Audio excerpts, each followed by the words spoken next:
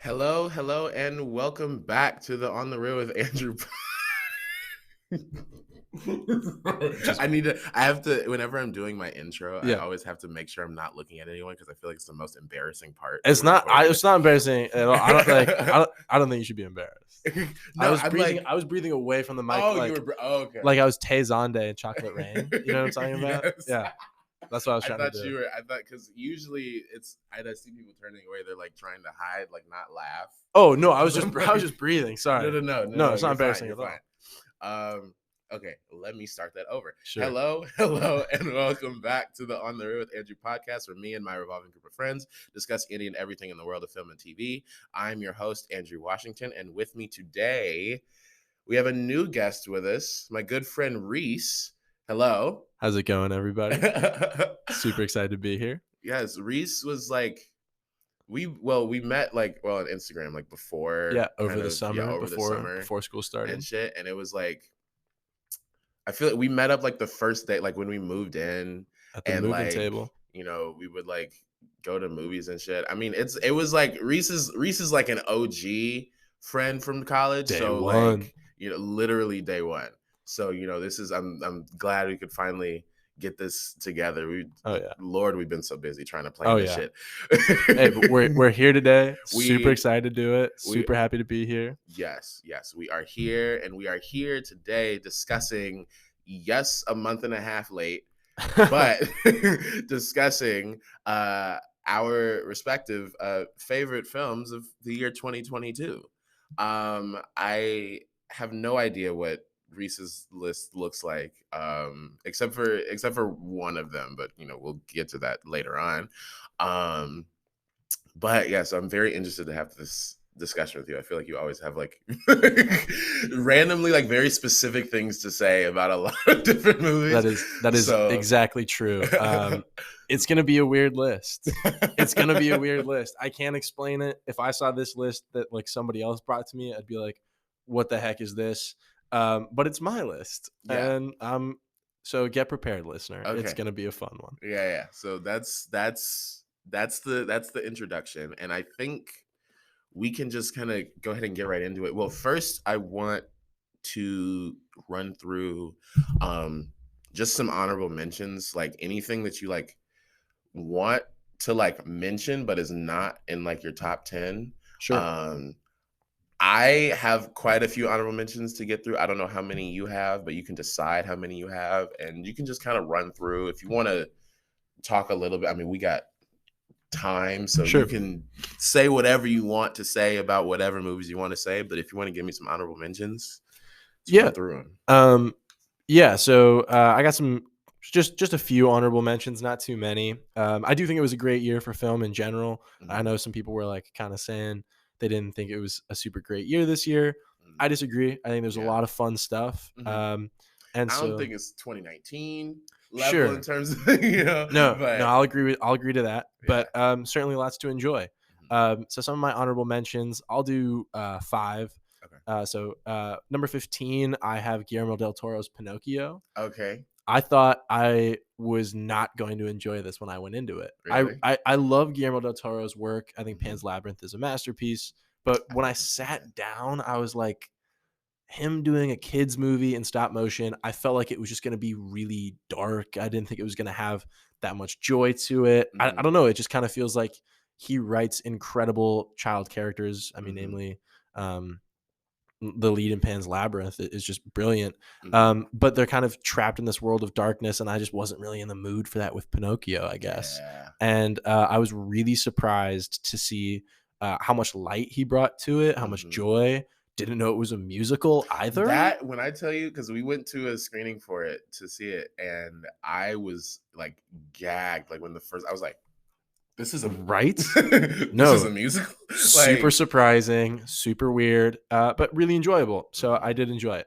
Number 14, I have Glass Onion. Okay. That's I think people, there were some people that were a little disappointed. And I think there's just one big crucial difference between this and Knives Out. Yeah. Knives Out, I think, is like a timeless murder mystery that kind of because it's about family, you know, right. and there's a lot more universality to it. I feel like. Absolutely. And it makes comments about the modern times brilliantly, but it's Hmm. with undertones. You know what I Yeah, mean? yeah, Whereas Glass Onion is like, it's COVID and yeah, you're playing Among Us with Angela Lansbury. And yeah, it's yeah. very in your face. And I was not at all bothered by that. I thought it Hmm. was super fun. It'll be interesting to see how well it ages. You know, like Yeah, Borat's subsequent movie film is a great example of something that when it came out, I was yeah. obsessed with. It's And so nowadays, I'm specific like, to its time. right. Like it, I feel like it literally only worked because it came out. When did it come out? Even in that year? Glass Onion? No, Borat. Oh, Borat came out like 2 weeks before the election. 2 weeks before. 2 weeks Yeah, before the election. like it's tailor made for that like point in time. The And watching it anywhere outside of that is yeah. like The movie ends with it cutting to black and it's just saying, "Now go vote." That's how the right. movie ends. And so it's like that really was I made to be forgot about watched that. that day, I you only know? saw that movie once, I've seen it truthfully. a couple times and it's still hilarious, but you know, kind of loses its shimmer a little bit. Yeah, So I'm yeah. interested to see where it goes with Glass Onion, but still really fun. Mhm. I don't know if this even counts, but number 13 on my list, I have the Guardians of the Galaxy holiday special. I'm not gonna lie, I'll allow it. it I'll allow it. was the sweetest, happiest thing that I I could have haven't watched it watched. yet. I almost watched it over Christmas break Yeah, actually because I was like, I want to watch something Christmassy, but right. I think I wanted to watch something longer, so I went with Tokyo Godfathers. Okay. But I am interested to see that. Yeah. So it was. You It said it was it was. was really it's yeah, it's fun, it's sweet. There's I feel like I heard like a lot of people liked it. yeah, and I mean it's cool because it's a Marvel movie, right? But there's no Hmm. action scenes really. There's like a Yeah. little chase scene and something Did like that, but James Gunn it's do it? James Gunn did it. Okay. They introduced Cosmo the dog, who's one of my favorite characters from Hmm. the comics. Yeah. And speaking of Borat's subsequent movie film, Maria Bakalova plays Cosmo, which is really I cute. think I heard that. Yeah, Yeah. yeah, And no, it's just very sweet and fun and a good way to spend an hour in the Christmas season. So I yeah. liked it. Number 12, I have the Banshees of Inisherin. Okay. Um, I thought it was uh, an incredible, very Martin McDonagh film. Hmm. I really enjoy both Brendan Gleeson and Colin Farrell as Yeah. actors. I enjoy their relationship on screen. In Hmm. Bruges is one of my favorite films of all time. Funnily So, enough, I've never seen In Bruges in full. oh, it's great. I have seen the first like hour, and the reason why I watched it, this is so random, because I was at summer camp like a couple years ago. It was like 2019, I think, Mhm. and it was like we were like making a short film for like a week. That was like the intensive program, whatever. And when we were like writing it, one of the like our main like group leader basically Mhm. was like kept bringing up In Bruges as like an inspiration for like the type of comedy or like the writing in it. Right. And I watched the first hour of it and I liked it, but then I fell asleep on it because it was like at midnight. But in the first hour that I've seen, knowing what the short film came out to be, it is absolutely nothing like in like our Yeah. shit is so bad. It was so bad. I have no idea where the influence from In Bruges was supposed to come Right. in, Where it's supposed to but be. she would bring up In Bruges every single time. Like we would have to talk with our professor about like or the teacher like like what are we going for? Like what's the vibe? Like da da da da. And like Right. In Bruges, In Bruges, In Bruges, and I'm like this shit is not In Bruges at all, at all.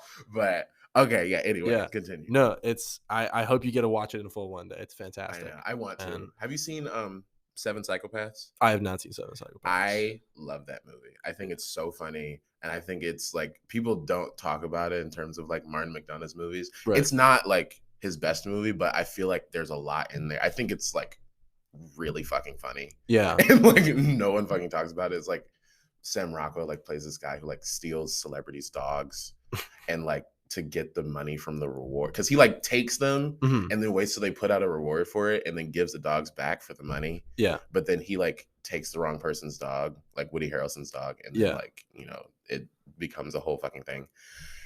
It, it's so Christopher Walken is in it, and Yeah. there's like a specific scene like near the end where he's like talking with a cop that I feel like is one of the funniest things Yeah. I've ever seen. Just like Christopher Walken at his most like Christopher Walken. Yeah. It's oh my god, you have to watch it. Anyway, I keep interrupting. No, you. Go you're ahead. good. Yeah. No, I should definitely watch it. But yeah, I really like Banshees of Inisherin. Barry Kogan's performance is incredible. Super Yeah, excited yeah, that he got nominated for an Oscar. yeah. Just didn't quite make the top 10. Number 11, I have The Whale. Oh, okay. I was actually a really big fan of it. Okay. Wasn't exactly sure how I was going to feel. I went to a great Q&A with Brendan Fraser after the film and got to kind of hear more I did insight. too. I think we went to like It was different the screenings, same but the same day. It day. was the same day. That was crazy. Yeah. Um, and I got to hear his insights, which was really exciting. Um, and I thought the film kind of was his performance. There's, Yeah, for sure. so I actually didn't know when I saw the film or went into it that it was based on a play. But the Mhm. entire time that I was watching, I was like, this is definitely a play. Yeah, yeah, And that kind of worked against the film at times. yeah. But I'll be damned if I didn't get really emotionally invested. And I think a lot of that has to do with Brendan Fraser's performance. Yeah. And it kind of goes into the darkness of his character and in ways that were a little bit tough to watch. But overall, I thought it was a great movie. Hmm. And then a couple fun ones that aren't even like in my top like 15 that I'm like, you know what? Here's just a list of movies that are dumb and fun. And if you want to Yeah. waste your time, because we're probably going to talk about like artistry and cinema and all this stuff. But if you want to just have a good time, I recommend Bros. Violent Night was Okay. really good. I never saw that one. I tried to. It's dumb and it's awesome. That's why I wanted to see it. I Yeah. heard it was like dumb and silly and stupid. It's super self-aware. It's great. Okay. I thought Chippendale Rescue Rangers That was a funny was movie. hilarious. That was a funny ass movie. I And love meta humor. Like it's Yeah. so over the top with the meta-ness of it, but I just love everything about it. yeah, Intergalactic was really sweet, and I think a great romance film. And then The Unbearable Weight of Massive Talent was an absolute joy. So those aren't movies in no particular order that weren't really ranked on my list, but I was like, you know what, these were dumb fun, and I really encourage people to see them. So yeah, that's my honorable mentions. Okay. It's interesting that you say you didn't know that The Whale was based on a play, because my introduction to The Whale as a story was like, I'm not going to say I was forced to read the play, because I like willingly chose to read it, but it was the only choice of things I had to read. I went to the beach over the summer when I was visiting actually Vivian, who was on my last episode. And I went to the beach with her and her friend, shout out Alyssa, is a massive Samuel D. Hunter fan. Okay. She's like into theater and all that. So Samuel D. Hunter is the guy who like wrote the play and like adapted his own play into the screenplay for The Whale. And she was like, her dream role is like the daughter and like, all this. And she had a copy of it with her. And we went to the beach, and I thought we were like going to the beach to like go to the beach. Right. And they were going to the beach to read though. And I was like, oh, okay. So I didn't have like swim shit anyway. So I was like, I can't get in the water anyway, but I didn't know. But so I was like, okay, I'll read, but I don't have anything to read. And she was like, oh, I have a play if you want to read it. And it was The Whale. And I read the entirety of The Whale at the beach. And it was such a like strange experience, because I was, Right. So it was like reading something that's so like, because there's a few aspects of that character that I feel that I kind of see in myself. Like, I mean, I'm not white, but pretty much everything else about him is like kind of partly tied to me. So it was just weird, just like seeing that, like, or at least reading it, but it was weird kind of going through that experience reading it. So like when I didn't know that the Brendan Fraser movie was. Did I know? I think I knew it was a thing, but I didn't know like anything about it. I just heard of it. Yeah. And I was like, is this the same thing? And I was like, oh shit, it is. And then I saw the movie, and I was like, everything is the exact same as the play, truthfully. But I feel like they did it well. I mean, it didn't crack my list of anything. Right. I love Brendan Fraser's performance. But I think it felt a little too like play-y for me at times. Yeah, I can agree. I fuck with the like when things kind of have a theatrical feel to it. Sometimes I feel like it adds, but this time it literally just felt like the play, and I'm like, it could have been a little bit more creative, at least in terms. And also I thought like the way that they did the end was a little like, when he started floating off the ground, I was like, this is a little unserious. Yeah. but otherwise I did like the movie. It actually was my number 25 on this list. But Okay. when I was trying to like edit it down, I wanted to like keep the list down to like max 22 because 2022. I was like, oh, top 2022, 2020, Right. Yeah. But then but anyway, so my honorable mentions, I have like more than 5. I'm gonna kind of speed run through like I'll talk a little bit more about my 11 through 15. Sure. I'll speed run through the rest of them though. So starting from 20, I have 24 movies on my list. Um, so Decision to Leave, I have at my kind of number 24.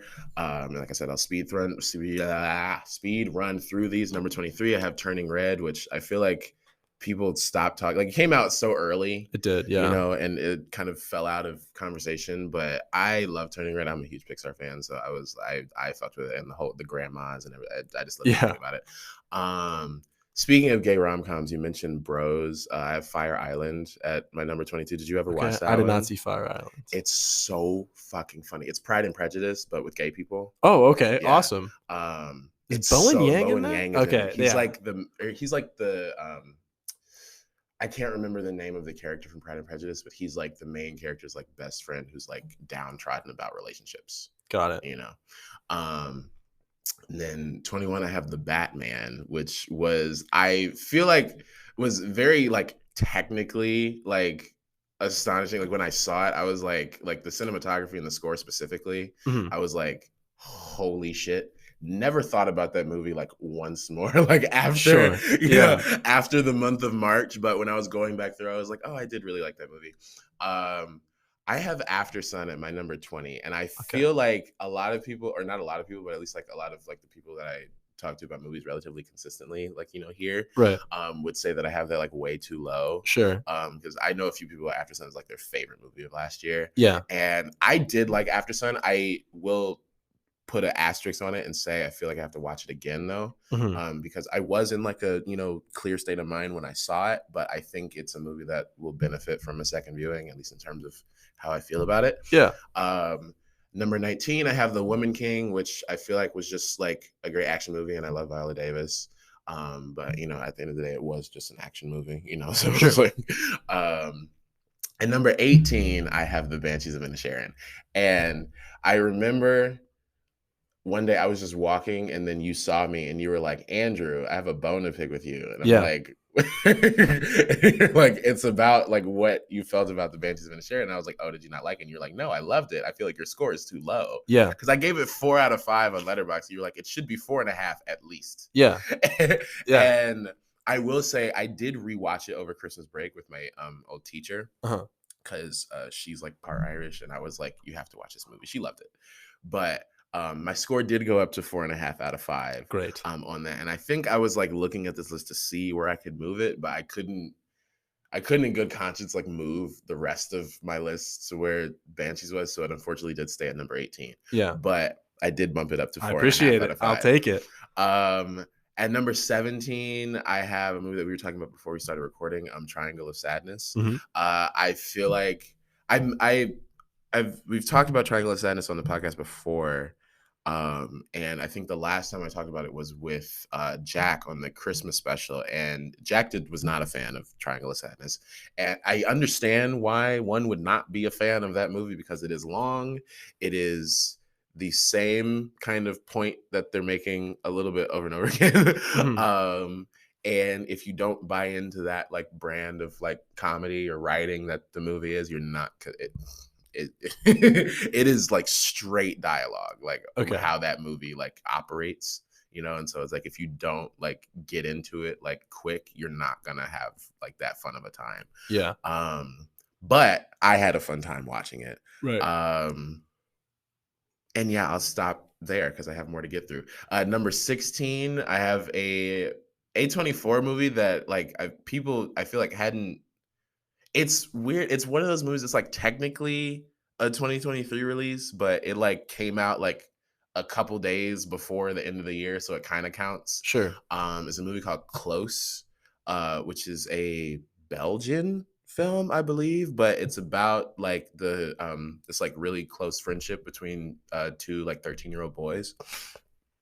And it was just a really kind of powerful, like quiet movie, but it really worked for me. Um, it like especially like what something happens like halfway through that like completely like changes like the whole kind of thing. But I feel like it's such a like powerful movie, especially for having like such a young protagonist. Mhm. Um, I really like that about it. My numbers 15 and 14 or 14 and 15 are the same as yours, just flipped. Okay. My number 15 is Glass Onion, Yeah. and my number 14 is Pinocchio. Nice. I am a huge Knives Out fan. I have a Knives Out poster in my room. Right. Um, and so I was so excited to see Glass Onion, kind of mad that it was a Netflix movie. Right. But I went to see it in theaters and I really enjoyed my time watching it in theaters. I will say I didn't get to really love it until the midpoint, like when shit kind of The switch. flips on its Yeah. head. Because up to that point, I liked it and I liked the characters, but I wasn't completely seeing the vision. Mhm. But once, shit twisted and it got flipped on its head, I was like, this is what I signed up for. And I like that it's like, not told in the same way as the first movie. Right. But I do agree with everything you said about like, its place and time and how, I'll be interested to see how it exists outside of, this year and this award season. Right. Um, and then I agree with everything you said about Pinocchio as well. It was just a surprise Right. to me, kind of everything about it. And like you said, Del Toro is, dark, Dark. great visuals, but it's gonna be some dark, sad, Right. maybe scary. Right. But I thought the animation style I thought was gorgeous. And also at my screening that I went to, Del Toro, he did an introduction and like 2 Q&As after. It was like there was like the main Q&A, and then they like told him to wrap it up, and then he was like, I'll like finish taking questions in the lobby, and he was in the lobby for like 45 more minutes after that, like taking questions. And I almost got a picture with him. There's actually a picture that we're both in the frame. It's not a Right. picture together, but we're But both in you're the in the frame. same. Yeah. So I kind of count it. I looked at him. I was like, "Can we get a picture?" And he looked at me and acknowledged me. But then someone like kind of swooped in Yeah. and like was asked to sign something or whatever, and so it like messed things up. But that picture does exist though. It exists. My number 13 is, hold on, before I get the country wrong. Let me figure out. It's either Japan or Korea. I believe it's Korea. Let me double check. Yeah, South Korea. It's a film called Broker. I don't know if you ever saw it. Haven't even heard of it. It starring. Let me make sure I don't get his name wrong. I'm always so wary about like films from a different country just because I don't want to like fuck anything up. Yeah, Song Kang Ho from Parasite. Okay. Yeah, he's like the main character. So I don't know if this is like his first thing that he's done since Parasite, but that was initially what drew me to it. But it sounds kind of crazy on paper, but you have to trust me when I say it's an incredibly human and a very moving family drama. Okay. Or kind of like found family Yeah. situation. But so it's about. Hold on, let me set it up before. Okay, so in this world, I don't know if it's like a real thing in South Korea or if it's just for this situation, but there's like these things called like baby boxes that are like in front of churches, where basically like if people don't want their baby, like people like leave babies in front of fire stations and stuff. Oh yeah. It's like you put the baby in the baby box, and like the church will like take the baby and then like deal with like foster care or adoption or whatever. And so, but it's about these 2 guys. Song Kang Ho is one of them, and then another guy who like take the babies from the baby box, and they are basically human traffickers. So it sounds kind of crazy, but they take the babies from the baby box and like sell them to like rich people who can't have babies.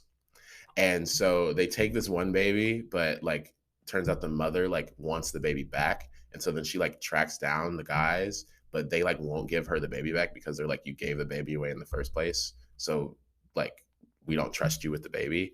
So, but she like joins them on this like road trip to go find like the perfect family for her baby. So it becomes a like, they become this kind of family because, it's literally like, the dad, and like the mom is like the daughter, or it's like they're basically kind of like two dads, but it's like the daughter and then the baby. So it's like it is a family story. It's just the setup is kind of crazy. But once you get past that though, it's really fucking good. My number 12, as I feel like it's one of like the movies that would fit on your fun list. Yeah. Is Bodies, Bodies, Bodies. Yeah. I'm a huge like whodunit, like murder mystery fan. So similar reason for why I like Knives Out so much. So I was like hype as shit for this movie because it was like Gen Z, which I'm usually wary about because like a lot of times people don't know how to write Gen Z, or it's like they only know how to write Gen Z like one way, and it's like completely wrong. Yeah. And I like everybody in the cast. And I was like, what the hell is this going to be? And I was gagged, I do have to say. Yeah. I thought it was so much fun. I've seen it twice. I saw it once in theaters and I got a screener for it and I watched it later with friends in Atlanta. Also, shout out Maria Bakalova. She's in this movie as well. Yeah. Though I think Rachel Sennett steals like Rachel Sennett is so good in that movie. Like scene stealer in that movie so good. For sure. Her your parents are upper middle class. She's like, no, they're not. She's like, they work at a university. And she goes, it's public. It's so everything about. I love that movie so much. I thought it was so much fun. The twist got me. Yeah. I thought it's like, really, like you didn't see that coming?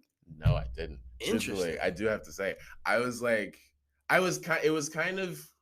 it was getting there a little bit, but I didn't know that it was going to be like that simple of a twist. I think that was why it got me so much. Right. Was because it was such a simple answer. Yeah. But they had, like gone through all these things. But it's kind of similar reason. There's the same way for like the characters. They went through all this shit, and it was like they didn't even think.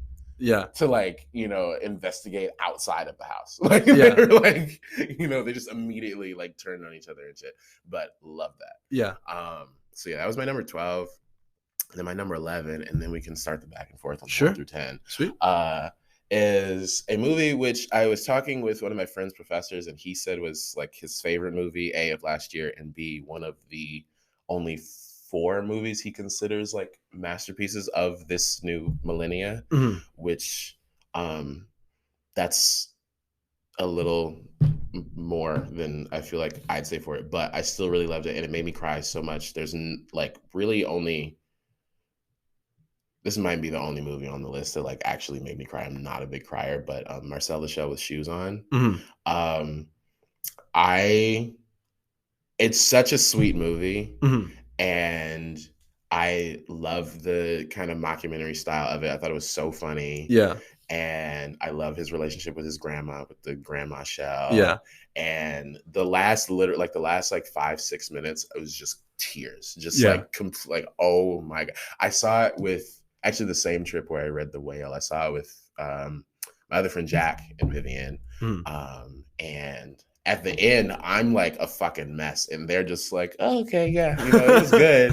And I'm like, are y'all not like in like? They're broken. They're broken. They're broken. I'm like, oh my God! Like I was like, oh!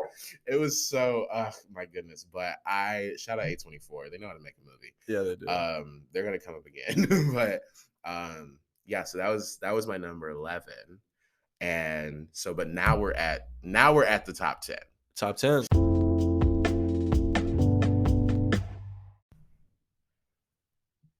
What is your number 10? My number 10 is The Fabelmans. Okay. Steven Spielberg's film, semi-autobiographical about his life. Loved it. What is your top 10?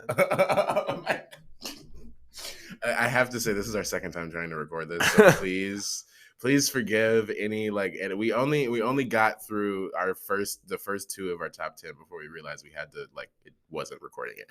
But we'll try and keep it as authentically surprised as we can. My number 10 was actually a documentary called Moon Age Daydream about David Bowie. It was not like a big David. It's so weird like having this conversation. I hate having to re-record shit. It's all good. Because like I had to, when I tell you the episode that we did with Tommy, we had to record like 3 times. The decision to leave one? Yes, because the first time we recorded like a full hour of it, and then I realized that my headphones were connected to my phone. Because remember I told you I used to do it on my phone, and my headphones were on, and my headphones were not like, or they were like far away, so none of the audio caught, and I was already just in like I was like, fuck this. So then we had to like postpone it for a week and re-record, and then we re-recorded it, but then I was like editing it, and then I lost all of the edits that I did to it. Oh damn. And then had to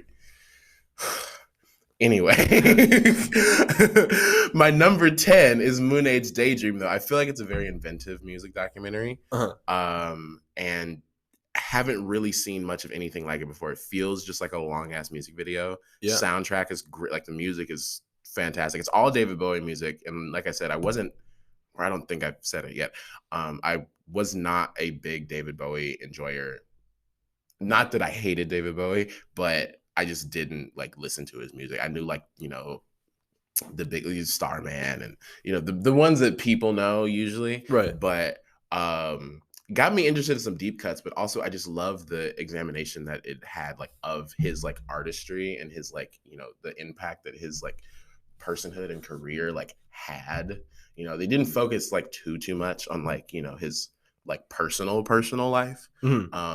But they focused a lot on like why he was an artist and like why art was important to him, and like because he also was like very artistically inclined in hella ways outside of just music. Like he painted, which I didn't know, and like he has like a library of paintings. And he was an actor, obviously.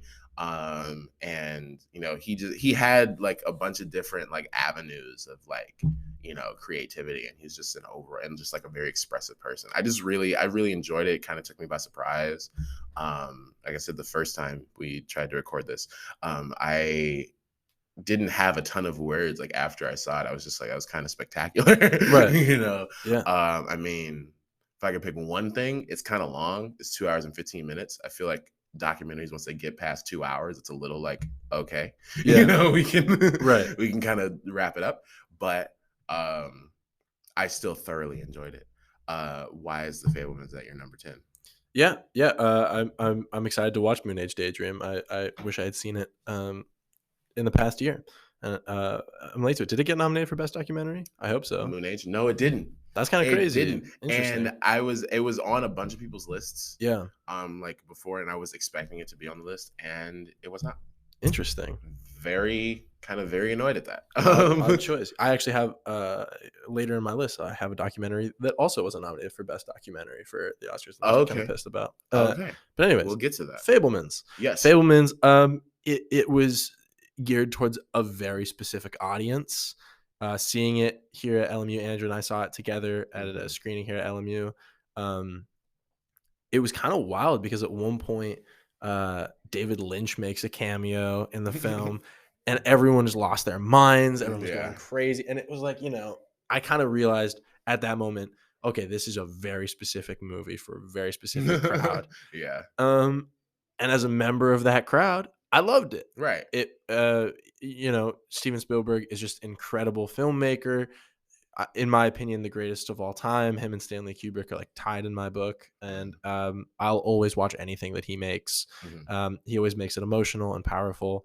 John Williams' score, brilliant. I'm really upset about the fact that he's retiring. I mean, he is well-deserved retirement. He's up there in age. He's in his 90s, isn't he? I think he's in his 90s. Maybe? Something ridiculous. He's like, but he's got 70,000 Oscar nominations. Though. Yeah, he's like the king. Yeah.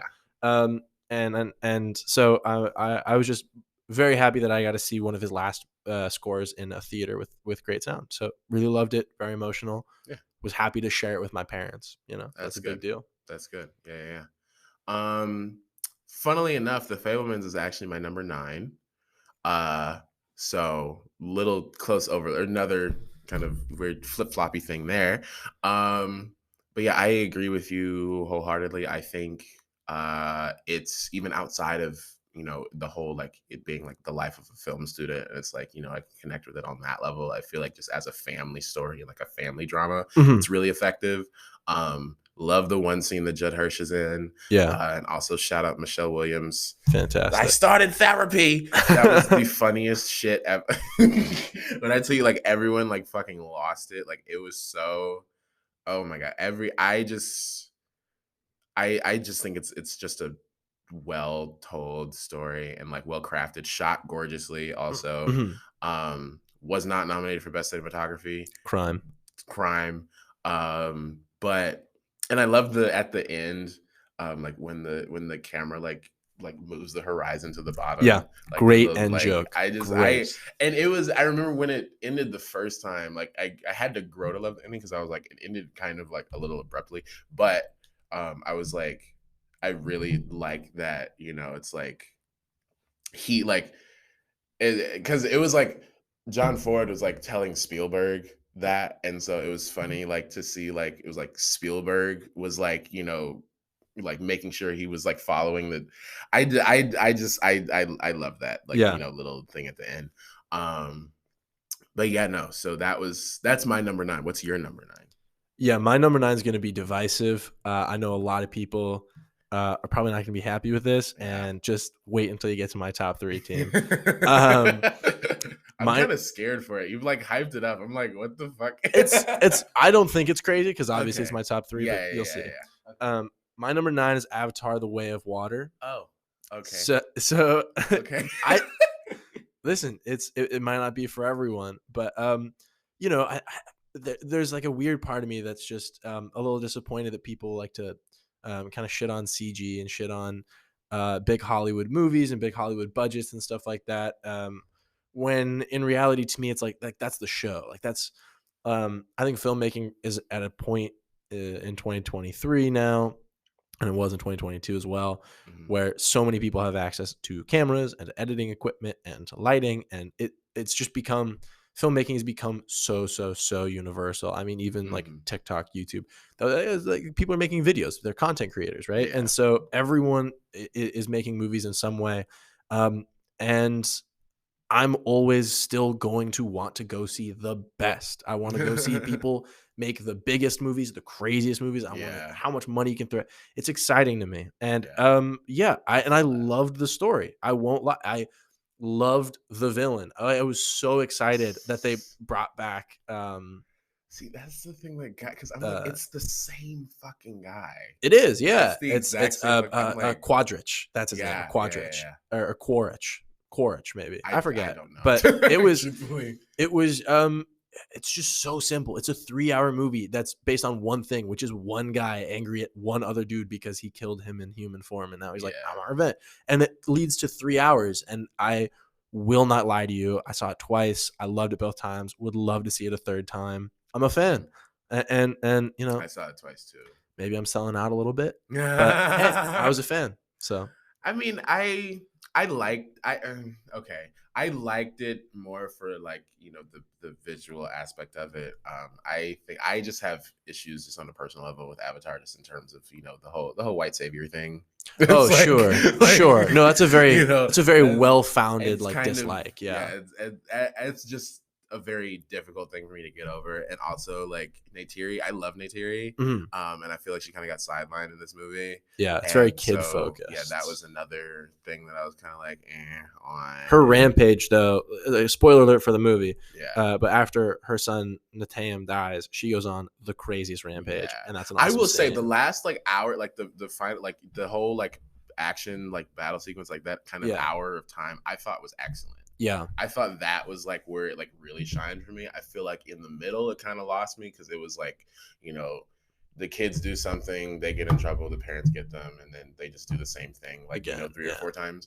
And it was losing me a little bit. That was when I took sure. my bathroom break the first I time. I think for sure this is gonna be my favorite of all 6 of the Avatars because, 1, I'm obsessed with the ocean. Any Uh-huh. movie about the ocean, documentary, fiction, Hmm. whatever it is, I thought all the obsessed. like the water like cinematography was like gorgeous. Yeah.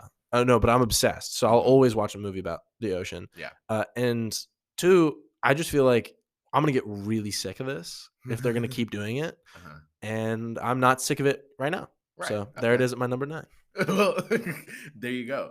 Um, give me your number 8 My now. number 8 is The Batman. It was in your honorable Oh, mentions, okay. but it made it Yes. into my top 10. Okay. Well, What's yeah, no, yours? way down at my number 21.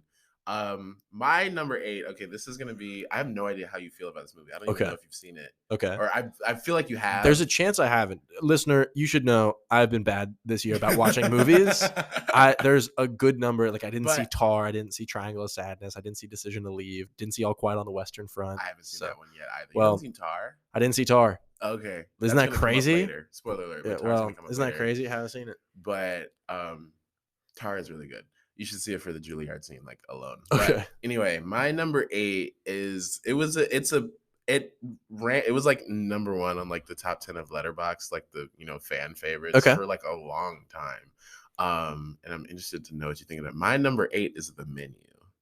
Okay. And I just think it was a movie that was tailor made for me. Okay. Every like I wouldn't say like every single thing about it, but like there's so many aspects of that movie that are like my like favorite things that movies do. Yeah. No, I get what you mean. So I was like, I literally not for the pun, but I ate everything up. Like I was like, oh, like even down to just like the chapter titles. Like I was Yeah. like, I'm obsessed with this movie. Yeah. I love the design, like the look of it, like the design. I love like Ray Fiennes' character and Nicholas Hoult. He's an asshole, but I just thought like everything they did with him and like, with the journey that they took his character on was so funny. Yeah. And I thought that Hong Chow was hilarious. Hong Chow is These are great. tortillas. Yeah. Tortillas deliciosas. I thought that shit was fucking hilarious. Yeah. The end I thought was goofy, but I rode with it. I was like, you know what? Yeah, they're s'mores and they're like being lit up, but she's eating a burger. Fantastic for her. Right. And oh my god, the joke that had it though was when that nigga was like, what school did you go to? And she was like, Brown. She was like, with like student loans. She's like, no, I'm sorry, you're dying tonight. I thought that was so. I was like, I fucking love this movie. It's kind of the same movie as Triangle of Sadness. Yeah. But I think it's more fun to watch than Triangle of Sadness, and a lot more digestible. And for that, and especially it being like kind of a popular movie, Yeah. too. I just really liked it. Yeah. Yeah. So I did see The Menu. Mm-hmm. I wasn't the biggest fan. I'll be honest. I listen. I know it's not. It's an unusual. I feel like top 10 of the year pick. I don't think so. I actually feel like I'm in the minority for not putting it up in like my top 10. Really? Yeah. I saw it with 3 of my roommates. None of them are film majors. Okay. They loved it. They adored it. And they have like put it in like the reason I mentioned they're not film majors is because I'm not trying to discredit their opinions at all. I'm saying that they're like weren't big into movies, but they were like, this is like the best one of the year. Like they really loved it. Yeah. And they don't even talk about movies of the year. They just, watch them. But yeah, I liked it. It wasn't a movie that I disliked by any means. I'm a big fan of Succession, and so I was naturally drawn to it. I've only ever seen one episode. It's a great show. I know. I recommend it. Listen, it's one of Vivian's favorite shows. She tries to get me on it all the time, and I'm like, I have nothing against it. I want to watch it. I just don't have the time for it. Yeah, right now. But yeah, so I was naturally really excited to see it. I enjoyed the performances. There was just something about it that never really hooked me. I've seen there's just some other movies that I think do like the idea of fuck the rich, fuck the powerful in ways that I personally liked a little bit more. Some of the humor just didn't get me. But I know that I'm in the minority with it. I didn't dislike it by any means. Was entertained when I watched it. Would definitely watch again. Just wasn't in my top of the year, but I definitely don't dislike I did see it twice. Yeah, Yeah. I assume it was just as good the second time, if not better. It's a fun movie to watch to me. I Yeah, feel like I just really enjoy it. Yeah, I'm certainly happy that it was a good year for horror movies. Yeah, and so I thought I will say so. The one thing that I would say about it, if I had to say something about it, I feel like it honestly could go crazier than it did. Because I thought it was going to be about cannibals.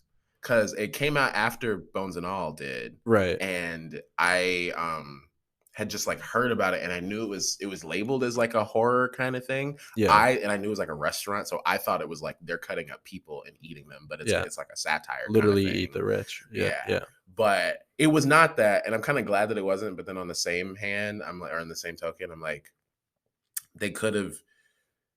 I mean, I feel like it never gets like, well, outside of the people that kill themselves, but like and they cut off the guy's finger, Yeah. and it's like someone gets stabbed in the leg. But Yeah. I feel like they could have taken it like a little farther than they did. I still really like where they went with it, Mhm. but I'm like, had they gone like full on like kind of balls to the walls, but still like kind of were able to maintain the story. Right. Like if they could do that well, like it probably would have been even higher on my list. But Sure. yeah. Yeah. Anyway, why Batman. yeah, why is Batman. Batman your number 8? I'm a huge Batman nerd, Okay. obsessed. My number one superhero of all time is Nightwing. Okay. Really big into the Robin, Mhm. Bat family, Batgirl, love them all. Mhm. So naturally, I was really excited that there was a new Batman franchise.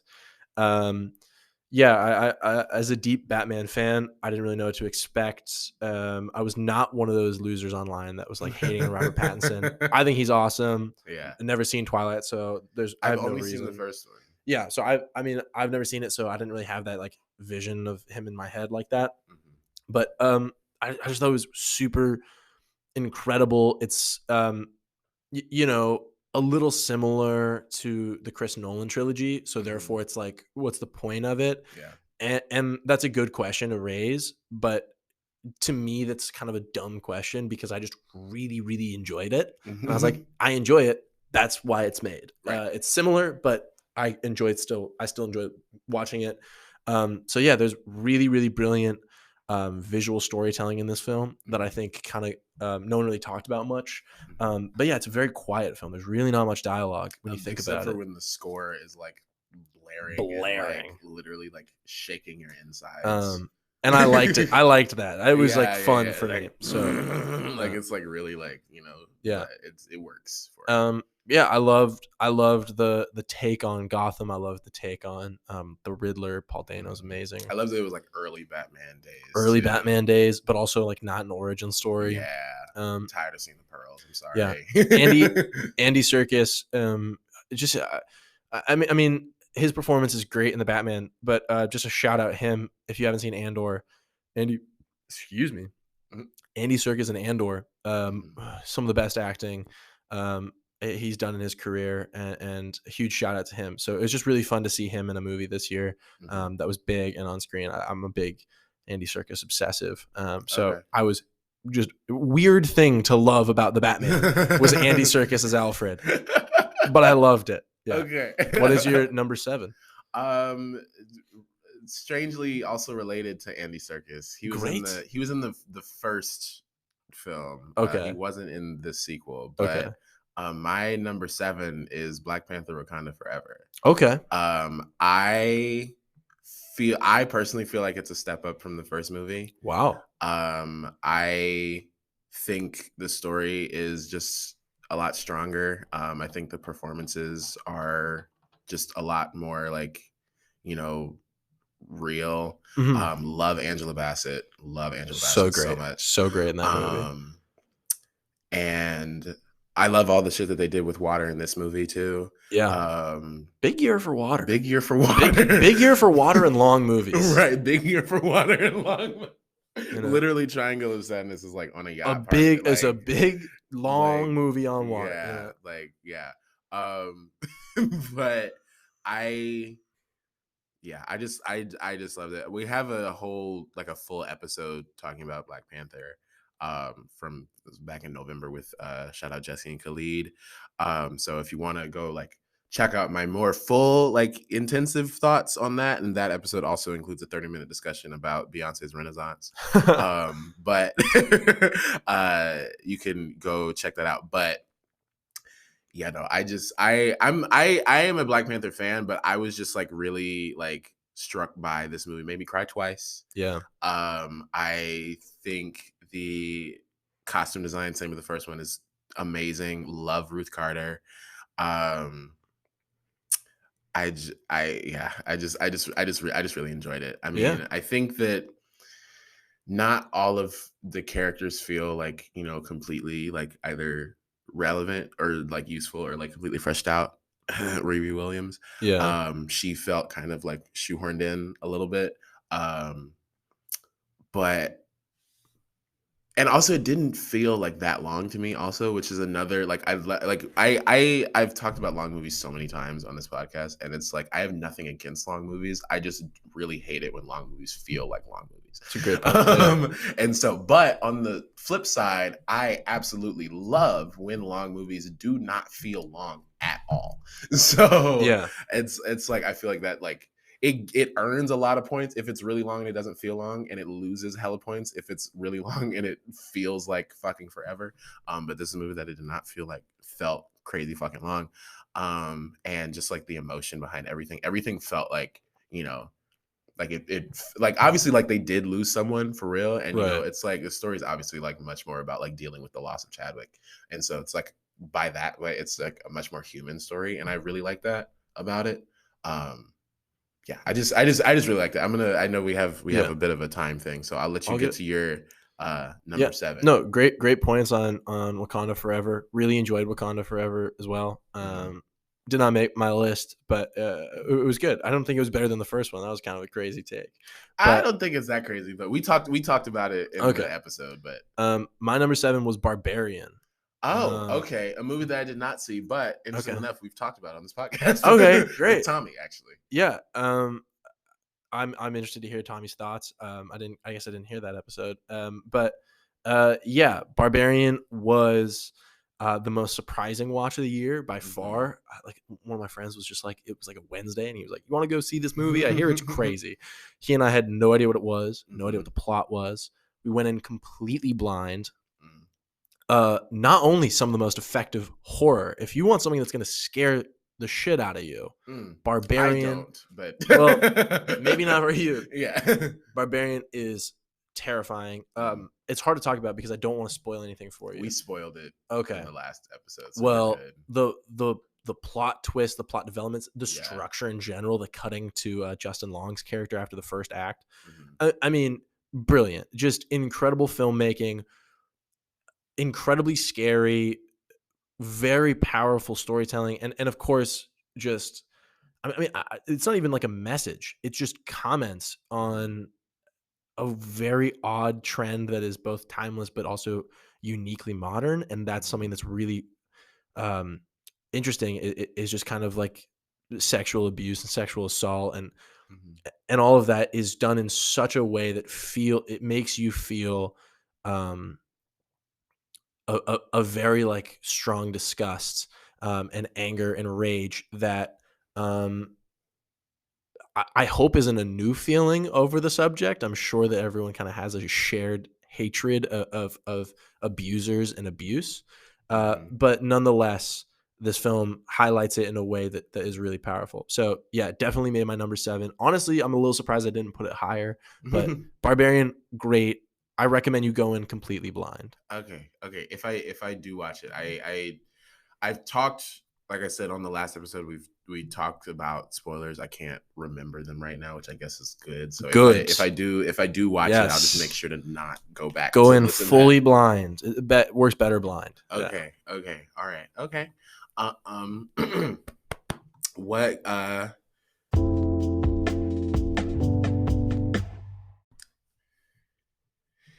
Give me your number 6. Okay, so number 6 was one of your honorable mentions, and you Okay. actually did bring up. You were like, a lot of people are probably surprised it isn't higher. I was surprised it wasn't higher, but it's After Sun. Okay. Um, After Sun, I was disappointed that it didn't make my top 5, but my top 5 I really loved, so I Okay. just had to put After Sun at 6. After Sun, brilliant, brilliant storytelling.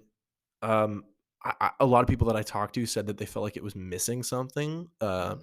Like they were waiting for something to happen. I had a professor be like, "I was waiting for the guy to say that he was gay," and I was like, "All right, I don't think it's a movie where it's like you have to wait for something to happen. Like I was yeah, I it wasn't that there was something in it that I was expecting and didn't get. yeah, I think it was just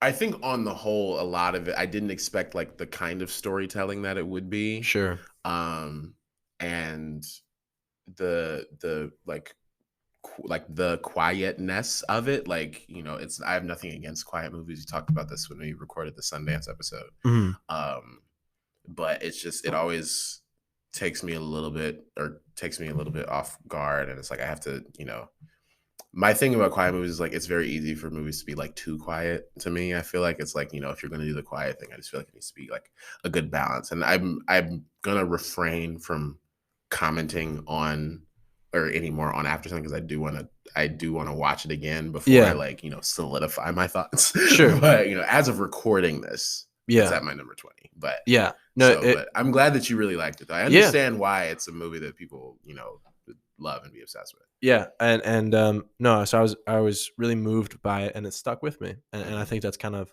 I know that a movie has affected me deeply if I don't want to think about it, and I still do, Mhm. and that was kind of what Yeah. happened with After Yeah, Sun. yeah, yeah, So, what yeah. was your number 6? My number 6 is a movie that you said you didn't see, Tar. Did not see it. Yeah, Yeah, and I feel like, and even though it's at my number 6, I feel like it's still something that people are like, "Why is it not higher?" I'm Because a little like surprised it wasn't higher too. Yeah. a lot of people, Tar is like their favorite or like maybe number 2 Mhm. for the year.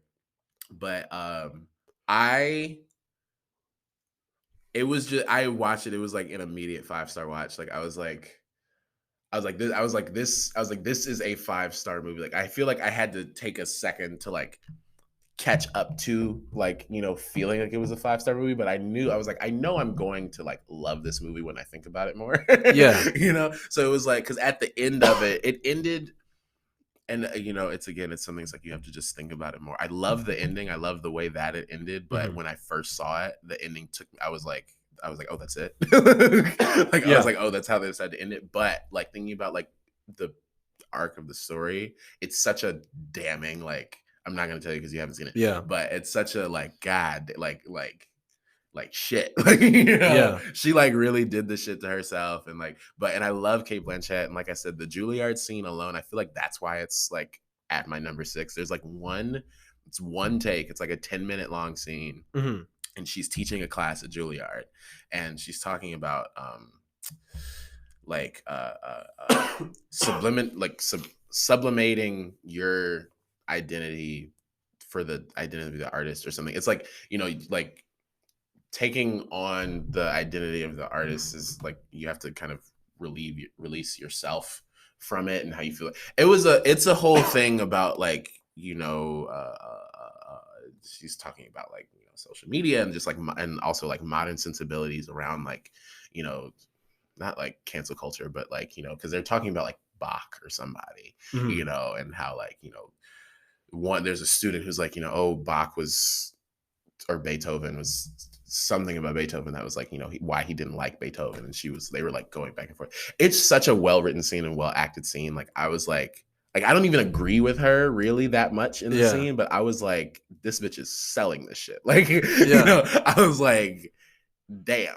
A lot of people are noting the cinematography. It got nominated for best cinematography. I feel like I have to watch it again to really pay attention to that because I wasn't paying attention to the cinematography when I saw it. Yeah. I feel like it's something that probably does affect the movie, but it's like, in much more subtle ways. And it's like, because you don't notice like this is like cinematography. It's like some movies you can Yeah. watch and you're like, they put this in here because they're like, this is a shot. Right. It's like I feel like there's not a ton of that in Tar. There's like a few. There's like the one where she's like like the one that's literally on the poster, where she's Oh, like yeah. conducting and it's like the shot's like this. But it's like she's like this foreboding thing. But it's really at number 6 for that scene and just overall Kate Blanchett's performance. Nice. um I thought she was excellent. Sweet. um What about 5? What's she your ate number that shit. 5? My number this is an interesting one. I don't know how you feel about this movie. I don't know that we've talked about it. And I placed this at number 5 like early on when I was like building my list, and it stayed at number 5 because it was something that stayed with me so much. I saw it twice, and it's also so high just because it is not like at all something that I typically would enjoy, but I loved it so much. and it stuck with me so much. It's Bones and All. Didn't see it. You haven't seen it? Didn't see it. Oh my Forgot that god. that movie existed, Oh to my be god. honest. People stop, like no one they stopped talking about it after like, the 2 weeks after it came out, which is very annoying because it's a really good fucking movie. Yeah. Like as I've talked about it before, but it's a movie like about the cannibals that fall in love with each other. Starring Timothy Chalamet and Taylor Russell, my girl. Um, I think as a romance film, it works on like every level. I think the moments of like shock and like gore, I thought there were going to be a lot more than there were. I'm glad that there weren't as many as there were, but the few that there were, some of them were like really intense. Like they weren't like over the top like gory, but they were like realistic gory, Mhm. which is I feel like made it a little bit even more unsettling. Yeah. Like, it's like they get down to the white meat. I'm like, ooh, like it was like Yeah. Yeah. but it it just affected me in such a way. Like I was just so just mesmerized by everything about it. Like it's set in the 80s. It feels kind of 80s, the way that it's shot. It's like, Midwestern America. Yeah. It's a road trip kind of movie too. And she's like looking for her mother. And I think they're both gorgeous. So Yeah. it's just everything. I just really enjoyed everything about it. I saw it I think I said I saw it twice. I saw it once in theaters, and then I watched it with my cousin because I got a screener for it. And she was like, I was telling her about it, and I was like, "You have to watch this movie." So again, she was like, "How the fuck do you make a movie like a romance movie about cannibals?" Yeah. And then we watched it, and I shit you not, like after she was like, "So that's how you make a movie about cannibals that fall in love?" I'm like, "Yeah, it's fucking good." Yeah. So I know my friend Amaya, she is obsessed with this movie. She was like, she's I was talking with her like yesterday. She was like, I need to watch that shit again. But but yeah, no, so that's my number 5. I feel like kind of shocking for me that it's Mhm. so high. But what's your number 5? Your number 5 is one of your honorable mentions. It's Marcel the Shell with Shoes On. Okay, all right. Yeah, My number 11, really close to my top yeah, 10. real Yeah, yeah, close. yeah. Yeah, I fell in love with it. I actually was not familiar with the YouTube videos at all. I wasn't either. Yeah, I've never seen them, still haven't. before I went and saw the movie, like literally, like before I got in my car to drive, my friend that I went with, she showed me one of the videos of his, Mhm. and hilarious, sweet, endearing. Um, like there's no part of this movie that I don't automatically just fall in love with every time. Um, Mhm. and I mean, even like Nathan Fielder has like a small cameo as her brother at the end. And I literally remember like being in the theater and like wiping away tears, having gone through that experience, and then just Uh-huh. being like, "Why the fuck is Nathan Fielder?" Like, um, I did not notice that.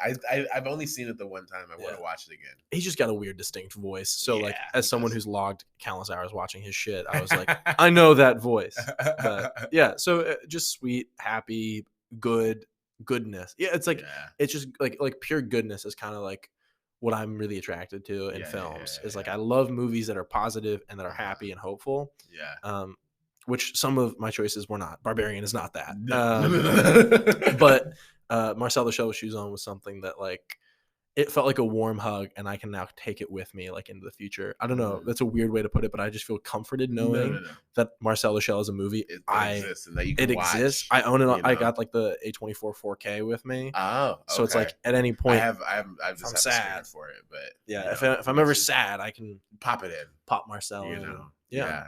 Would it help this? Because it would make me more sad. Like it's like a happy ass It movie, but it's super emotional, but it's like really emotional. if I was in a bad place, one, I'd want to cry, and this movie would get me Yeah. there, and Yeah. Yeah. two, Yeah. it like Marcel's positivity I think outshines all of the negativity of the movie, Mhm. and that's Yeah. like what makes it so powerful. Yeah. Yeah. Yeah. So excited to see the new Lilo and Stitch that Dean Fleischer Camp is making. Oh, he's doing that? Really? Yeah, I did not know that. so it's a weird choice, It's an interesting but I choice. I went know. with it. I'm with it, so I'm hoping that it's happy. But yeah, Yeah. Okay. Um. number Wow. 4. Yeah. Number 4. You go first. My number 4 is Stutz, Jonah Hill's documentary Oh. on his Okay. therapist. Did you see Wow. Stutz? I haven't, but that's Yeah. so. I did not expect that at all. This was earlier. I mentioned maybe it got cut off, but I mentioned that there was a documentary that I wanted to get nominated for best documentary, and it Uh-huh. wasn't. This is that. That. Um, I Yeah. remember here. I saw the trailer for it. Yeah. I think Stutz is one of those movies that, it's really unique to the viewer. I Mm-hmm. weirdly just wouldn't recommend even watching it in a group. Mm-hmm. It's one of those movies that I'm like, I'm happy that this is a Netflix movie, not a theater film. One of the first to ever do it, maybe the first that I can think of. But yeah, Stutz is one of those movies that when I started out, I thought it was going to be like a pretty straightforward, like Jonah Hill wants to make a documentary about his therapist. He's going to talk about therapy, and this guy's just going to give us like his 2 cents on the world of therapy. Mm-hmm. And it really became something completely different. I won't spoil it, but Yeah. it's weird to talk about that. It's like like spoiling it because it doesn't feel like there's something to spoil. But when you watch it, you'll see that the film um, becomes brutally honest. Mm-hmm. As a film, Jonah Hill becomes very honest and vulnerable. The therapist Stutz becomes very vulnerable, and in the process, you as the viewer become very vulnerable. Mm-hmm. So, stopped the movie halfway through because I was crying and I had to call my mom. Oh True wow. story. True story. I, it was so. It's a very powerful film. Um, yeah, definitely like worthy of a top 5 spot on my list this year in my book. Really loved it. What about you? What's your number 4? My number 4 um, is a movie that I saw 3 times in theaters over the summer, and it. I don't know why I'm beating about around the bush. It's Nope.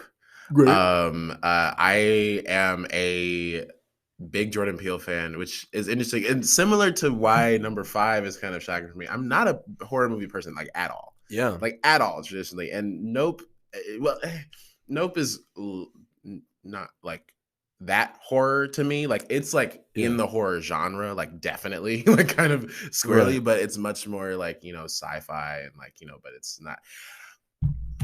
I just think like some of like the best filmmaking like of the year. I feel like the entire like Gordy's home sequence Great. is Yeah. like one of the best scenes of the year. I feel like I just think the tension is perfect. Like like the fact that you don't even see the monkey until like near the end of the scene, but it's just like you're just like fucking terrified because you're like what the like you're Yeah. just moving slowly through like all the background and shit. Love Kiki Palmer. She's great. Love Kiki Palmer. I just love her just on like a personal like she's just one of my favorite people that's in like that's famous. I'm so glad that she's as famous as she is. Yeah. Um, but I thought she killed it in this movie and love Daniel Kaluuya too. And I love their brother sister relationship. Yeah. I think the moment that fucking had me the first, she's like, "Didn't I tell you this motherfucker was gonna come up here with a non-electrical camera?" I thought that was so like when I tell you I screamed so loud laughing at that shit. Like I was like, and each time I've seen it, I screamed so loud laughing at it. Yeah. I think Brandon Perea is fine as hell. Yeah. Um, Agreed. love looking at him in this movie. And I just think I love like the way that Jordan Peele writes and just Mhm. like how like he can kind of weave this narrative of like like Hollywood spectacle and like like doing like whatever you need to do for being overly greedy in terms of like just trying to get money or whatever Yeah. um into that. Like I just thought was so, and oh my god, the scene with them people like getting eaten by Yeah. fucking Jean Jacket. Yeah. I just the claustrophobia of it, like it's literally like the only light is in like the center, like fucking third of the fucking frame, and just like the screams. Yeah. That's like, oh my god, like I was like genuinely unsettled, and like um the scene with like Stephen Ewan's kids like in the barn and they're like kind of fucking with like you find out it's the kids but you don't think it's the kids at Yeah. first. That I was in that fucking I was like Yeah. no. I just it got a lot out of me and it got a lot out of me each time that I saw it and I really like that about that movie. Nice. um and so yeah, I think it's my probably my second favorite of Jordan Peele's movies. Um above Us, but still under Get Out. But um I just think it's great. And also and fun to watch too. It's exciting. Yeah. Great cinematography also. The night photography in that movie, gorgeous. It's really good. Yeah. Really good. You've done your number 4. I've done my number 4. Yeah, we're on to 3. Okay, we're on to 3. So your top 3. This is the infamous like This is the shit's gonna ones get weird and I crazy. yeah, people probably everyone's gonna be fine for 1, but 2 and 3 are crazy. Okay. 2 and 3 are ridiculous. Okay. My 3 is the most, I feel like, not random, kind of random Okay. choice. It's that one. What's yours? That one was. It's a late addition to the list. Probably Okay. the most recent, or like the second or third most recent addition to the list. It just, I just thought it was just such a heartwarming movie. Okay. Cha Cha Real Smooth. Okay. Yeah. I don't know if, did you see it? I saw Cha Cha. Okay, Yeah. it was on Apple TV Plus, but it was also a Sundance movie, like earlier, or like beginning of the year, premiered at Sundance, but then Apple TV bought it. It's about like this guy who like meets this mom at a bar mitzvah that he takes his brother to, and it's just like the relationship between this guy and his brother, and this mom and her daughter. And it just like my heart, and also like I would have fallen for Cooper like so fast. Like I like I'm like, he's funny and he's good with kids and he's not ugly. So I was like I was kind of enraptured by him also, like watching the movie. But I just thought it was so funny and just like so sweet and like really heartwarming, um and like, the relationship that they had with their like respective kids. And I just love like how good he was with the kid, like with like his brother and like her daughter. Mhm. Like I just loved seeing that. I don't know why it hit me so hard, but I was like, and also shout out, Jasmine Sullivan is on the soundtrack of that movie, and it Mhm. took me by such fucking surprise. And it's one of my favorite songs by her too. Put It Down, which the message and like the meaning of the song is so antithetical to the movie. I feel like, Yeah. or not antithetical, but it's the vibe is just different than what the movie is. Yeah. But I love that song, and and they played it twice. Also, in two different scenes, like two different circumstances. They paid for it, showed up and they're twice. gonna use it. Right. Yeah. But just love the fact that that's in that movie too. I just love that song. Yeah. But yes, that was my number 3. Like I said, it was very like, I watched it and I was like, I love it. Yeah. I love it. It's going at number 3. I was Yeah. like, it's going at number 3. I feel like you're about to say some crazy shit. I'm gonna say whatever some your number crazy 3. shit. What the fuck is your number 3? You're not gonna like my number 3. Oh God. It's Top Gun Maverick. Holy shit. Yeah. It's Top Gun Maverick. Okay. And Okay. I'm Best Picture nominee, 6-time Academy Award nominee, Yeah. Top Gun I'm Maverick. not ashamed at all to say that I fucking love Top Gun Maverick. Okay. And honestly, you know what? It's no shade. It's a fun movie. Kind of crazy for your number 3, I feel like. So yes and no. Uh-huh. Yeah, it's crazy because normally top 10 lists are like what was the best like cinema of the year. Yeah. And to be honest, I've been getting like, the longer I've been in film school, the more I've really hated that. Mhm. Like I have no, become, it should be like the movies that you enjoy the most. for yeah, sure. I've become like, because that was me in high school. It was like high school, I was like, let me see the most niche, weird shit and Mhm. like brag to all my friends about it. And And it's funny. I feel like I'm like reversed, because that's how I feel like I kind of am now. In Yeah. high school, I was like all about like everything that was first run. Like I'm like, I want to see everything immediately. I was Yeah. like, absolutely, yeah. Yeah, it's weird. It's weird. But I don't know. I've discovered that I get a lot of joy from movies like Top Gun Maverick. I think um, there's like an era of filmmaking. Like I think the 80s and the 90s were like the Mhm. golden era of it in my book, where movies were movies and then people would like make jokes about it. I don't know how to describe it besides there was a meta-ness to filmmaking that was introduced. Mhm. I think like the parody movies of like the early 2000s is like a great like inflection point Mhm. where it almost felt like filmmakers got insecure to make just like movies. Yeah. Like they want people to like transcend the idea of a movie and then it'd be like this like experience or something. Yeah. But like in my mind, it was like, we still fucking talk about how great Forrest Gump is. We still Yeah. talk about how great You Shawshank know, Redemption is. like the movies from the 80s, like they kind of feel like parodies now, like Yeah, watching them, but because like it's that's like the point, this. right? Yeah. Is that we reached such a point of meta-ness in filmmaking that like those movies stopped happening because people were just like, we're gonna get made fun of or whatever. Yeah. And it's like Top Gun Maverick, I felt like came back and was like, we're gonna do the most movie. It's The when I tell you every most conversation, movie. it's like it's such a fucking movie. Like It's it's a movie. The movieest Like of movies. Yeah, it's the movieest of movies.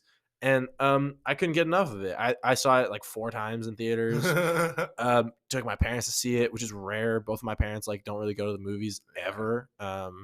And they fell in love with it. It was something that everyone at the time, and even now, I felt like Top Gun Maverick is something people are still kind of talking about. It was a big spectacle, and I loved it, and I had fun Yeah. with it, and it made me happy, and it makes me happy rewatching it. You know. And so I stand by it. I like it. I mean, I see it. I was in Italy actually when I saw it, and it was like I part of me was kind of like laughing at it because I'm like, this is just it's such a like it's like they made an 80s movie, but like now. Like it doesn't Yeah, feel like an 80s movie, but it's it's like it's the exactly what same they kind did. of Yeah, but it's like the fucking there's like a music cue like after Ed Harris, he's like Top Gun and it goes like dun. It's yeah, like I was like, oh my god. Like yeah, it's so but I mean I agree. I mean I think Tom Cruise aside, yeah. I That's think fair. You got to kind of take him out. Yeah, Yeah, Tom Cruise aside, I think it's a great action movie, and I think a lot of like the plane cinematography is like yeah. really interesting and inventive. I think Tom Cruise is Um, one of the few people that I can successfully like separate the art from the artist from, because because but it's because he's been he's crazy the whole the time. whole Like time he's never not been crazy, so it's like he you just kind of know that he's crazy. yeah, and he's like really good.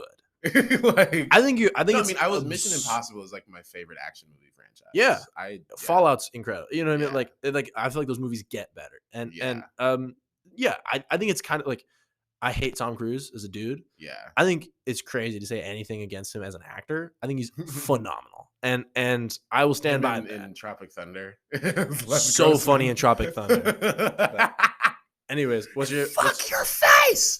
My number two. Yeah, number 2. Which I feel like that's actually a great tie because it's like almost exactly like there's a scene in the movie where there's a character who's like talking about shitting in people's mouths. Um, Babylon. I was like, what? No. Do you remember the scene where they're like trying to like shoot like the first like they're trying to shoot the scene and it's like the first time they're trying to do a movie with sound and it just gets so like stressful and intense and crazy, The guy but it's so dies. fucking funny. The guy does die. Yeah. But it was so fucking funny. Like that entire sequence, I was on the fucking floor. I was like, this shit is perfect. I loved Babylon. I have seen it 3 times. Nice. It is a long ass movie. It's Very long, yeah. I think like only 3 minutes shorter than Avatar: The Way of Water. Something ridiculous like that, yeah. But I love the bigness of it.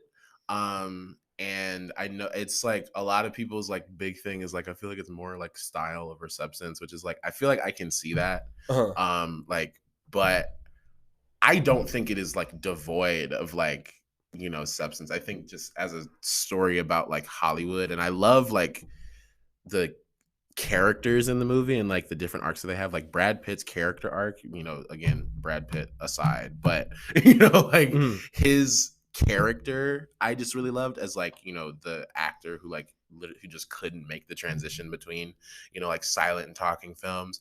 I thought Margot Robbie's performance was fantastic.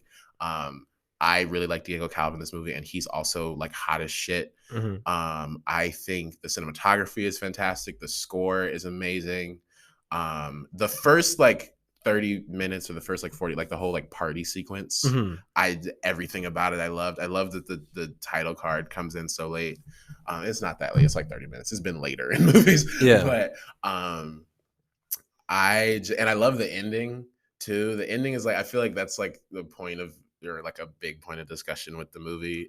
Truthfully, I thought it was kind of like very poetic. It took me very much off guard. Like took me very much by surprise. I was kind of getting a little overwhelmed watching it the first time. I was like, like, I was like, what the? It was a lot of colors, and it was like, just kind of like flashing. But I was like, there's something about it. It was like, I like not even so that I could like fully explain, Mhm. but something that just like really like drew me to it and drew me to watching it and enjoying it fully 3 separate times. Yeah. Um, yeah, I just really like them. And like Jean Smart's monologue, there she's like talking to Brad Pitt's character about like, how he's past his prime. Right. Um, I thought that that monologue was like insanely well written. Um, I just like the ambitiousness or the ambition. Is ambitiousness a word? I don't know. I have no idea. But like I like the ambition of the story. I'm a big fan of ambitious movies. I think you'll see that with what both of our number ones Yeah. is. Yeah. But yeah, no, it's just it's a big movie. It's a lot, and I just love the allotness of it, and it captivated me. Yeah. Yeah. Sure. So that's my number two. What is your number two? This is the one I've been the most excited to talk about. Okay. I like obviously number one I'm excited to talk about, but Mhm. like there's really nothing more that can be said that hasn't been said about it. Yeah. But my number two, I'm really excited about this, is Puss in Boots: The Last Wish. Why did I know that was gonna be your number It's two? my number two movie of the year. Why did I know that? Puss in Boots: The Last Wish is my number And two you know what? movie I don't fully of the disagree. entire. It's of the entire year. It's my number two. Yeah, like, uh, it. I would if I was listening to this podcast a year ago, hell, a month ago. If I A was listening to month this ago. podcast a month ago, Yeah, yeah, yeah. I'd think I was totally You'd be kidding. like, what the hell? I'm Yeah. dead serious right now. If It's a good ass movie. there's no, I genuinely mean it. I don't think there's anything wrong with it. Like I've seen it. So I've seen it 3 times now, all 3 in theaters. wow. Um, I watched it once on a screener at the house. yeah, I saw it. So I've seen it with a full audience almost all 3 times. Mm, Um, Never once has the audience not cheered, laughed, and cried. mhm. I've seen it on like Tuesday nights, and the crowd still goes crazy.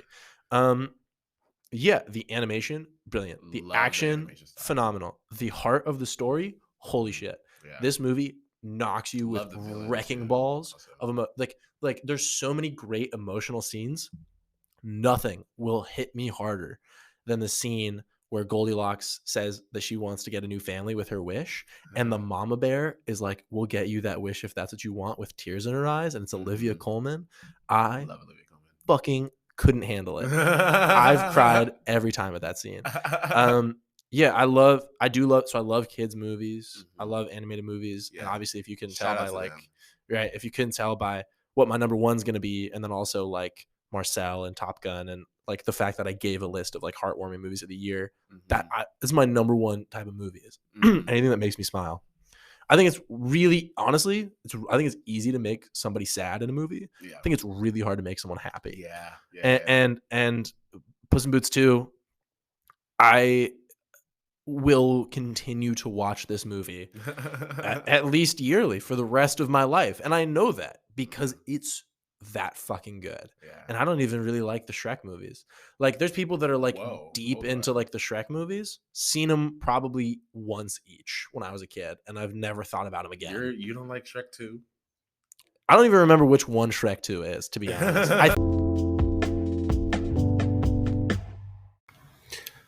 Listen, y'all, the recorder timer went off a second time when we were recording, and we did notice.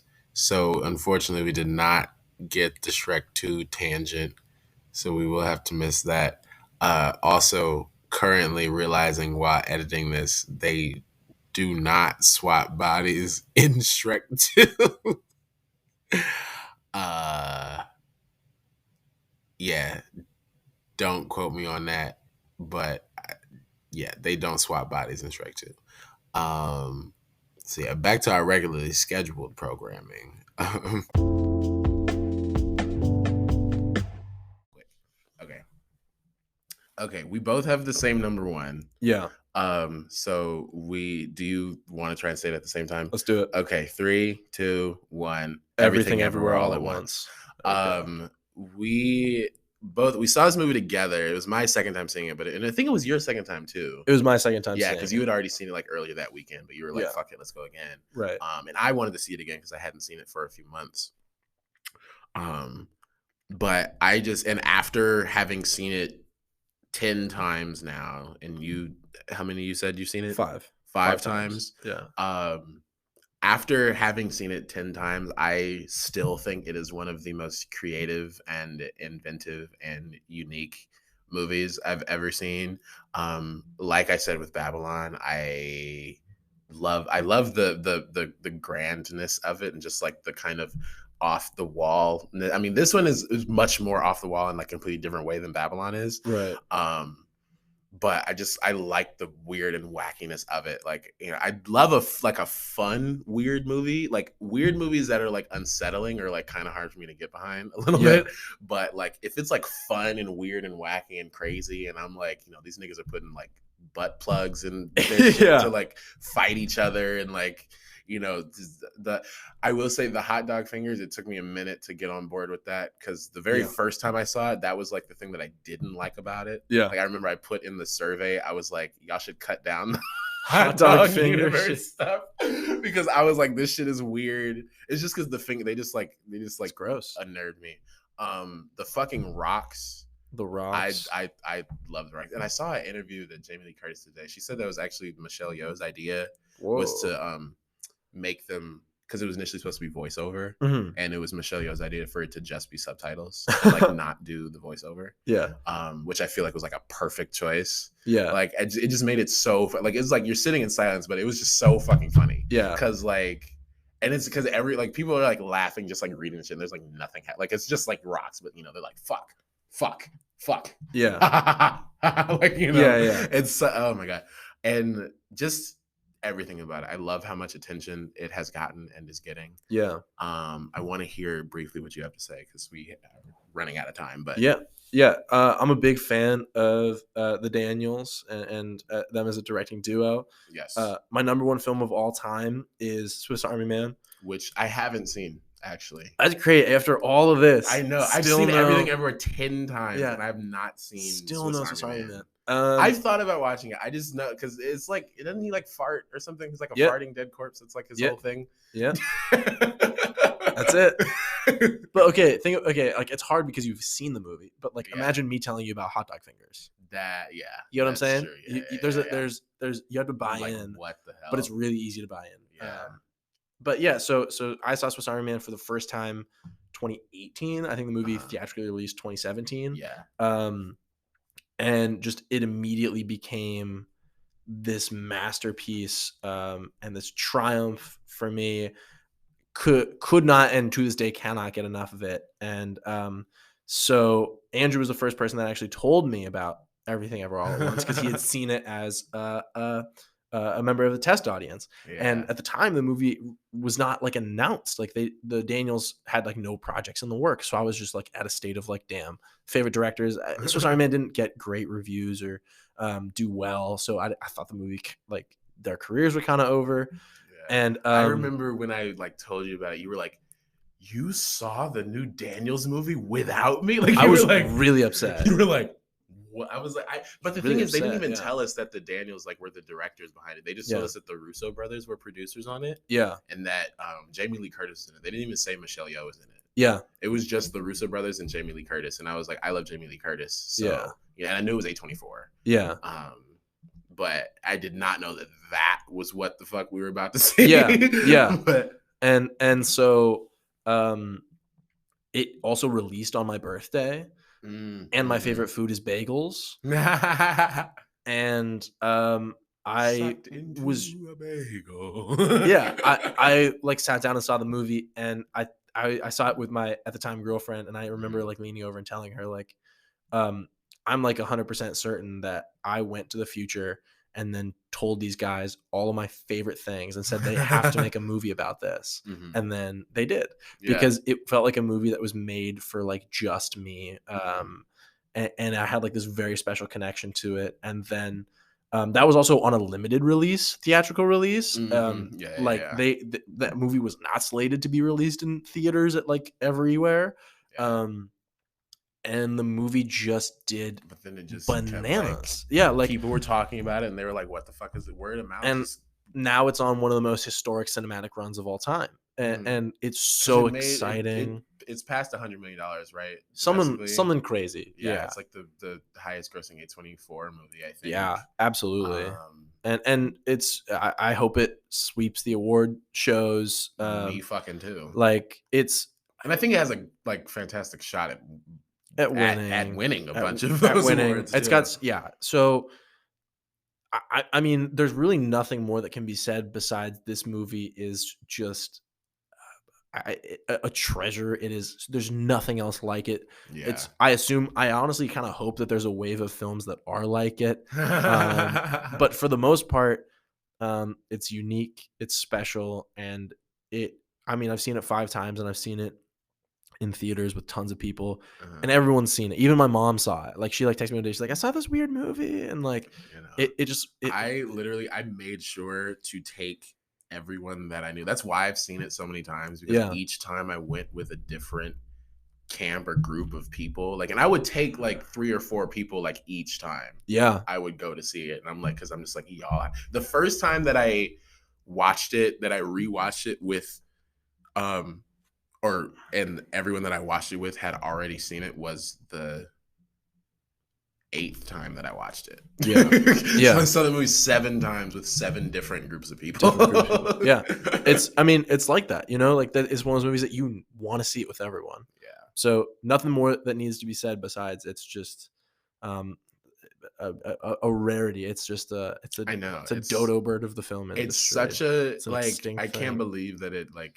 exists truthfully. Like Yeah, it's so like it's weird. it's so because like you watch a movie and you're like, this is a movie that someone made. Like I want to see what the fuck that script looks like. Yeah, Cause like I know it's like online. I've tried to like I haven't like sat down and like tried to read it, but like just like imagine like what the fuck they're binder, like all the post-its that are sticking out of it, like all the color, like that shit must have been like putting this movie together. yeah. Oh my god. And like only 5 people did the visual effects. Yeah, And and they like taught themselves on like YouTube tutorials, right? right, like literally, and the fact that there's a screenshot of them editing this movie on Zoom, like on in the Zoom. movie. It's crazy. I just think everything of, and it's like it's such a silly movie, but it's like it knows that it's a silly movie, Oh and yeah, it's like it's incredibly self-aware, and I love that about it, like we were talking about earlier. And just I feel like A24 selling a pet rock for $35 is kind of crazy. hey, they're winning. But people are buying it. This It did is sell out. this is what winning looks like. This is what winning looks like when you are number one. Listen, Yeah. I mean, and you know what? On that note, I mean, I think that pretty much covers our favorites of 2022. If I had a comment section, I would say, put in the comments Put what yours you in. thought your favorite ones were. If Apple Podcasts or Spotify has a comment section, then do that. Yeah, I don't know, But just in case, here's Andrew's home phone number. You can reach him at. yes. So yeah, no, those are our movies. Is there any one particular movie that you feel like was the worst thing that you saw last year? Morbius. That was such a fast answer. Morbius was last year, correct? Yeah, it was like yeah. it was early last year. Morbius. Okay. Morbius. Morbius. Yeah. Easy. What was your least favorite? My least favorite was I feel like I do have like a worst list of the year. Yeah. The rest of it I feel like is a little bit more controversial, but my least favorite movie was a movie called The Greatest Beer Run Ever. I don't know yeah. if you Was did you Zac, see it? I didn't see it, but Okay, it's yeah. with Zac Efron. With right? Zac Efron and Russell Crowe, who's only in it for 20 minutes, but he's like Yeah. top billed. It's military propaganda.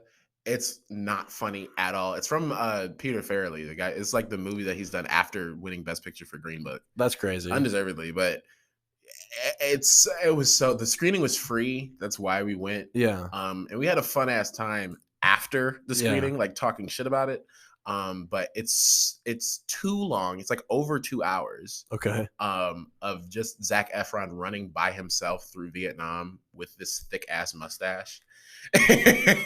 And he's like giving his friends beer, but it's so like we gotta support the boys, you know, and then Bill Murray plays like a vaguely racist bartender. Okay. Like he's like, because there's like his group of friends and one of them is black and he like only hates the black one, but he never like says anything racist. Yeah. But it's very clear that he only doesn't like the black one. It's so weird. That's random. It's so strange. And it being Bill Murray, I'm like, what? Like, it was so, anyway, yeah. So that was like my least favorite. There were movies that I thought were like incredibly overrated. I thought were bad. Yeah. White Noise. Didn't But like I didn't like White Noise either. I did not like but that. no, Yeah, it's a good last choice. Yeah. Also, shout out for the monstrosity that is Jurassic World Dominion. Like, there's nothing to say. Like, it's just bad. Yeah. Laura Dern saying like slide into my DMs. I never is that. Oh my god, that's right. I forgot that says happened. that. Like, yeah, that verbatim happened in yeah that movie. Yeah. I hate the fact that exists now. Truthfully, I do. That's a soundbite. Love Laura Dern, but I hate the fact that I think exists. it's actually her birthday today. I think it is. Maybe it was yesterday, but I remember seeing. I've seen on Twitter. Kyle MacLachlan posted something. Oh, okay. I'm a big Kyle MacLachlan fan. Okay. I feel like that matches. Like that makes sense. I feel like that's like. I love him. I love him so much. And he posted a photo of her for her birthday. I think that was today or yesterday. Okay, well, happy birthday, Laura happy birthday, Dern. Laura Dern. That movie that you're in was a piece of shit, but you were fantastic in Marriage Story. True. And you earned that Oscar. True. So, fantastic. But yeah, so that was our episode. You can, in terms of social media, you can follow the podcast on Twitter at the OTR Andrew Pod. You can follow me personally on Instagram at OTR with Andrew. You can follow me at Reece, that's ReeCepasq on Instagram and Letterboxd. Oh yeah, and I feel like I need to start like giving my Letterboxd because like it's just fun. Yeah, it's just fun. My Letterboxd is a much more childish username. Yeah, it's Andy Mike 1209. ANDYMIKE 1209. But yeah, so check that out. Check out Reese's Letterboxd. Some great reviews on there. You don't write as many reviews as you used to. I feel like you used to. Yeah, do like I just been too. Well, it's because I haven't seen movies really. Yeah. I mean, every time I do see a movie, it's usually like, okay, I'm going to bed now, and like let me put in the review, and then I'll write like one sentence. Yeah, usually my Letterboxd reviews, I just try and write like a one-liner. Yeah, and just like just kind of have that. Yeah. Be it. But I remember after we saw Princess Mononoke, you wrote like damn near an essay. Oh yeah, I love doing that. I wish that I could. I mean, maybe one day soon I'll be able to start doing that again. Yeah, and I can always go back and do it with old movies. But yeah. Okay, but yeah. So anyway, check that out there. And also there you'll be kept posted on any new updates or episodes. But for now, we're signing off. Goodbye. Sweet. Thank you so much for having me. It was super fun. Bye, and we'll see y'all next time.